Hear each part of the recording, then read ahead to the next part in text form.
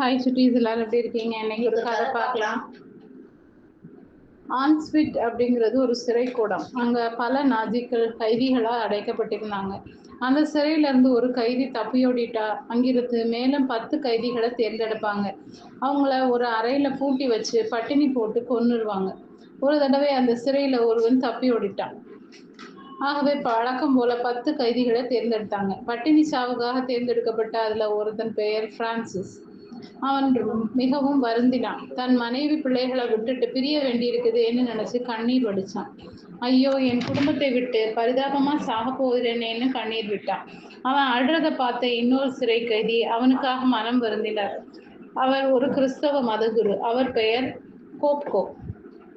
அவர் சிறை அதிகாரிகள்கிட்ட போனார். ஐயா, எனக்கு மனைவி பிள்ளைகள் இல்லை. நான் பிரான்சிஸ்காக மறிக்க ஆயத்தமா இருக்கேன். அவனுக்கு மன்னிப்பு கொடுங்கன்னு கேட்டுக்கொண்டார். சிறை அதிகாரிகளும் அதுக்கு சம்மதிச்சாங்க.